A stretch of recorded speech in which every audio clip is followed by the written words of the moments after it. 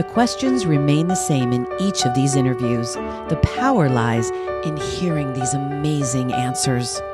My name is Tony Reese, and it is with a great privilege and honor I present to you this installment of My Life Lessons Showcasing Senior Adults. Welcome to My Life Lessons Showcasing Senior Adults. Today, my guest is Dr. Robert Motsay. Welcome to the project. Thank you, Tony. Nice to be here. Thank you. And I can refer to you by permission as Bob during the interview, correct? Indeed, yes. Great. So, Bob, tell us a little bit about yourself. Well, I entered the Highlands about a year ago. I'm very happy here. It's a very nice facility. For me, myself, I'm a widower for about 8.5 years now.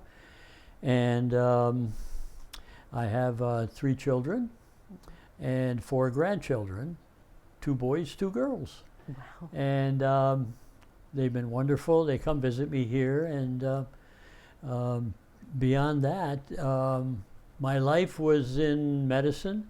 I started out in the field of medications, pharmaceutical industry, and worked as a chemist first. And then I went on the road and was an agent for Park Davis and Company, a pharmaceutical company that was later bought up by Warner Lambert. And after a few years as a medical representative, I then applied to medical school and said, I think this is really what I want to do.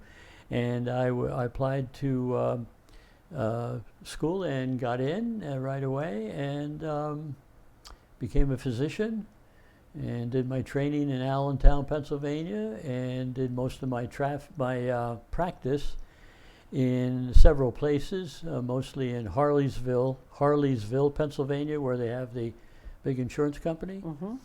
And I was on staff at Grandview Hospital in Sellersville, Pennsylvania. And after so many years in practice there, I decided to come up here to Berks County. I already had experience as an emergency room physician.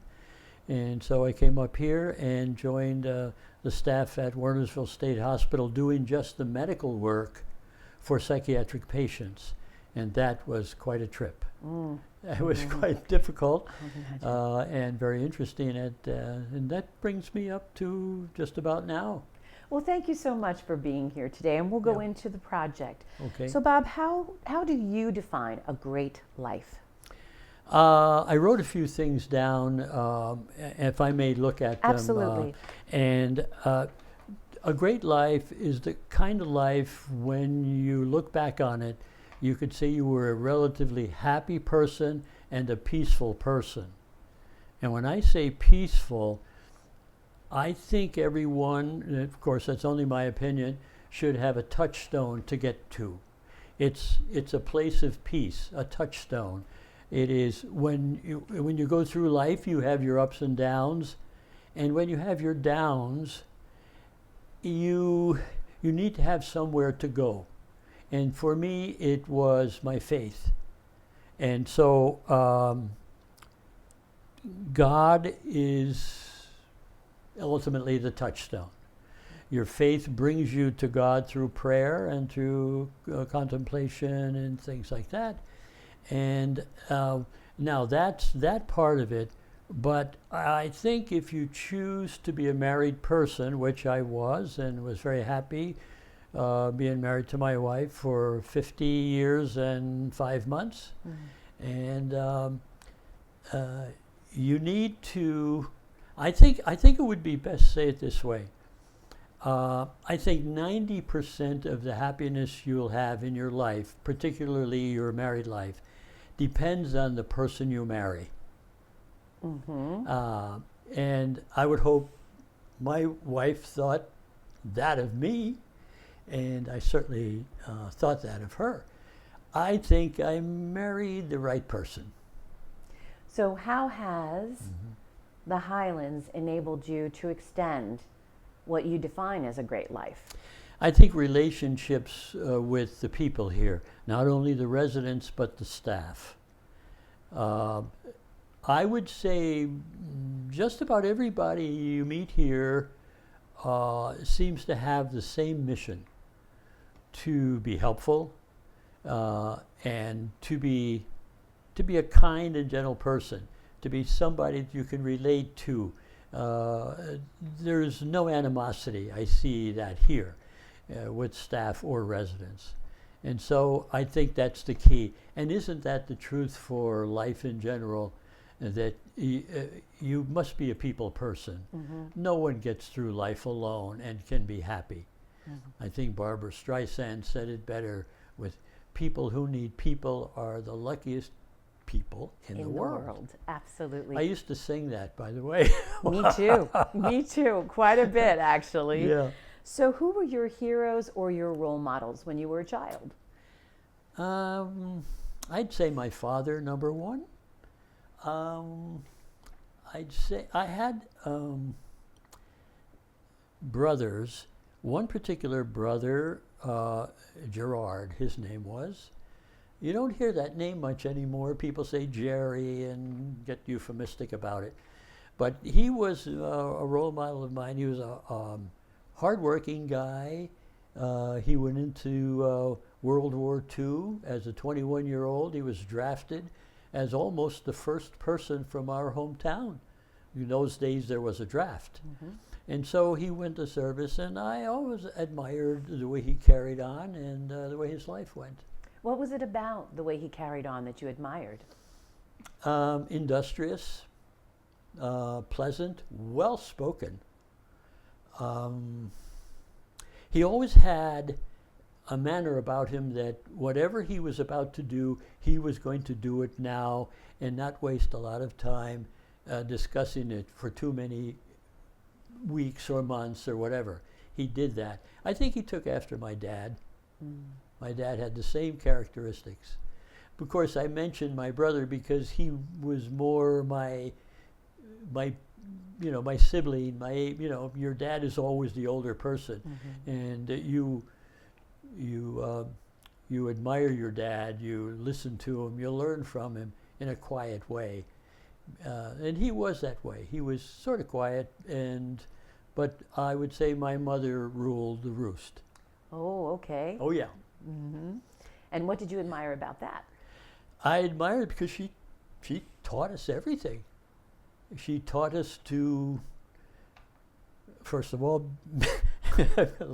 behave yourself, and the rules of life. Do unto others as they would have you do unto them, mm-hmm. and to get on with life. We actually, even though we were boys, you had to do housework. You took out the garbage, and you sometimes had to do dishes or whatever. If she designated you for a job, you did it. Mm-hmm, mm-hmm. And in my day, there was no, it makes me laugh to think about her. There was no, but Mom, I'm tired, and I can't. You know what she said? What? You're tired, how are you? She said, do you know that most of the work done in this world is done by people who are tired? Yes. And I thought of that a lot. Mm-hmm, mm-hmm. Yeah. It's so very true. Yeah. What would surprise people the most to learn about you? Wow.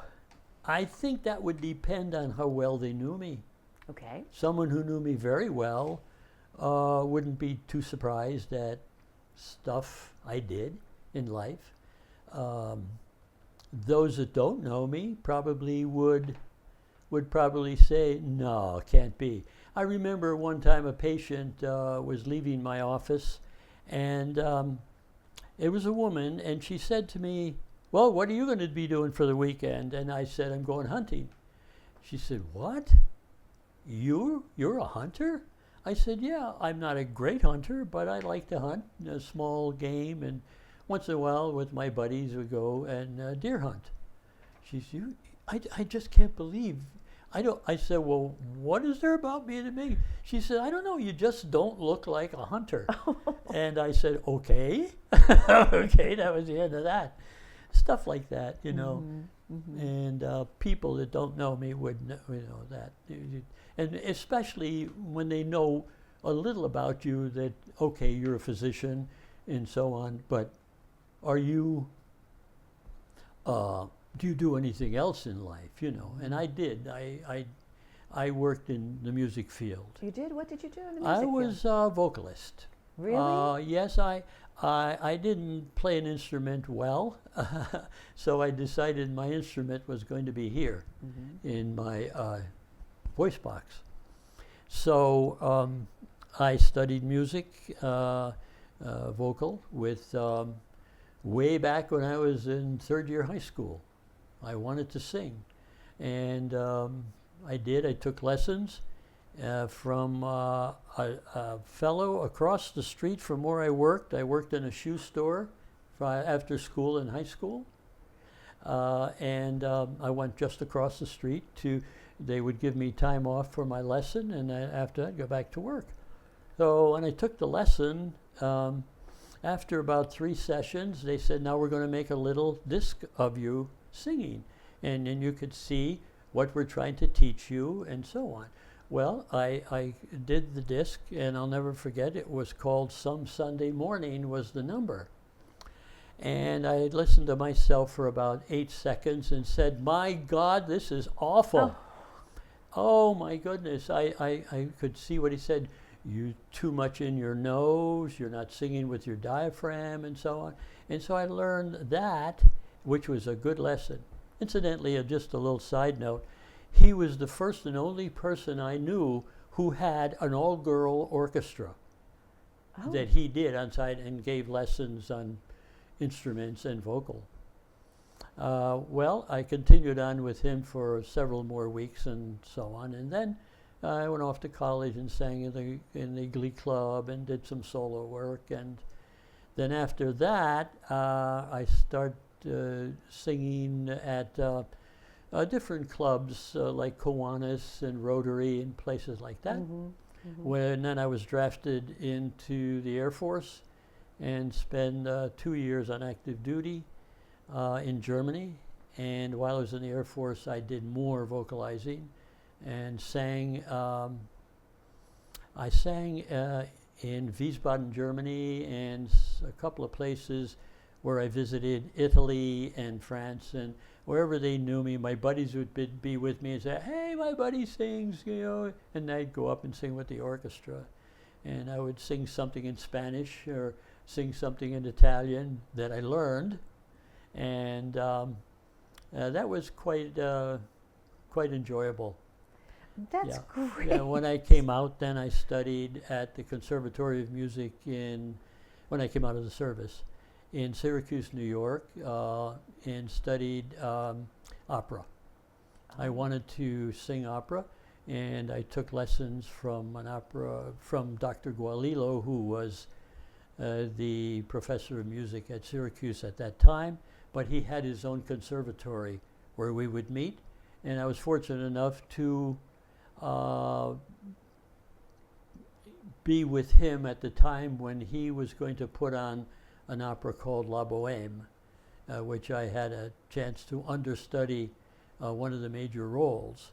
I understudied. I didn't get to sing in it because the people coming through from New York at the Metropolitan, they would come through in off-season and go up through Pennsylvania, up to New York State, Syracuse, and into Canada.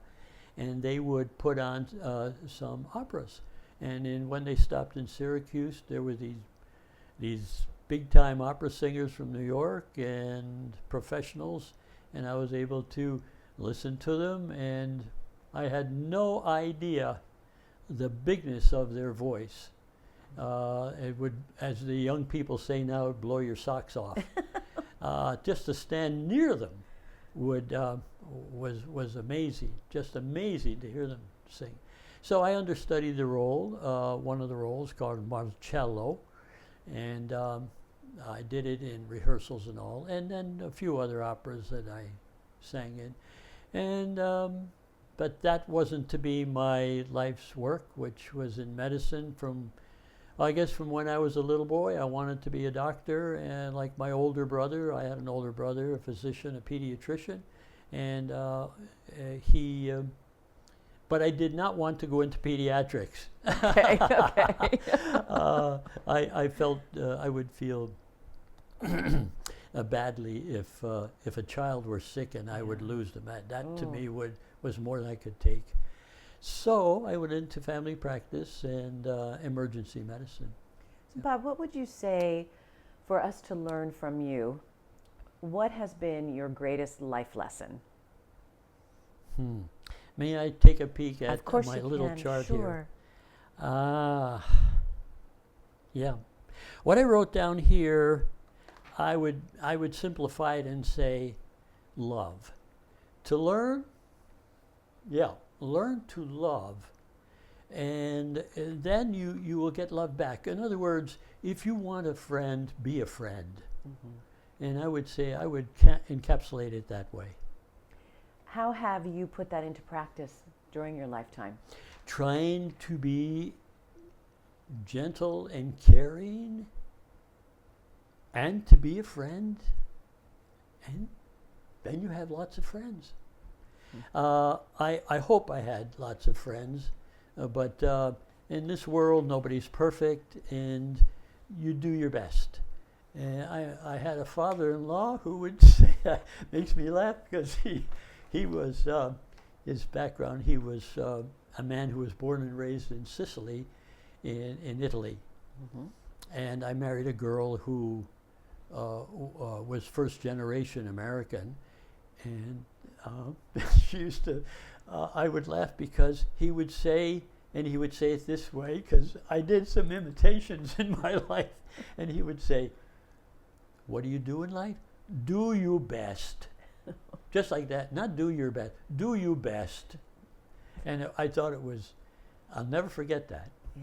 Yeah. What does love mean to you? Oh, everything. I mean,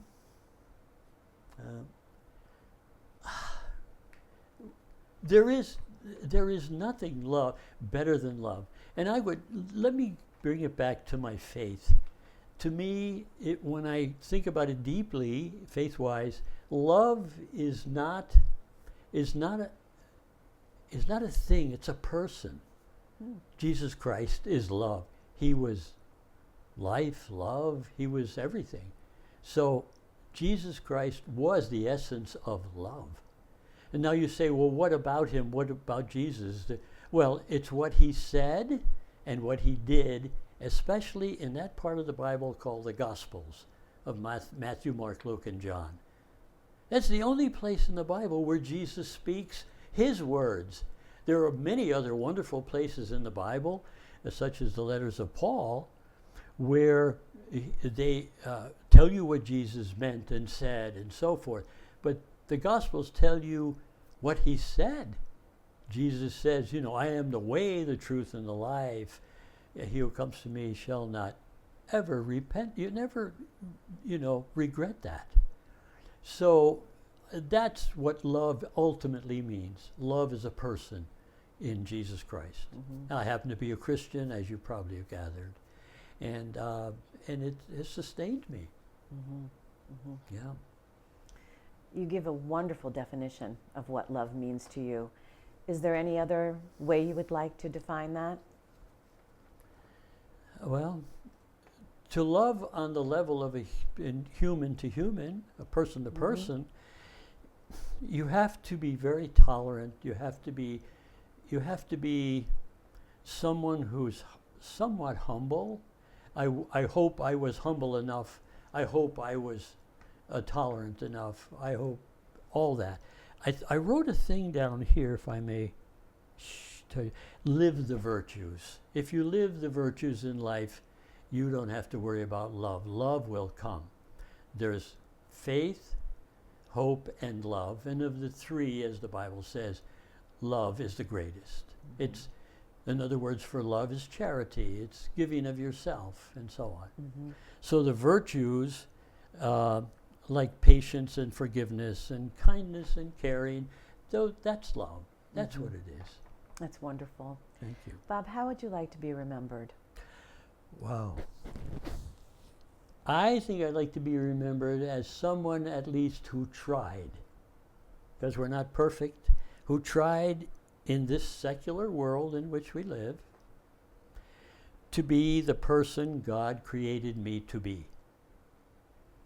And I pray sometimes that one quick little line I learned from the Jesuits, it's an order of priests, who said, Lord, help me to become the person that you created me to be. And if I could be remembered, I'd say as someone who tried. You got to try. That's where it's at. To love and be loved.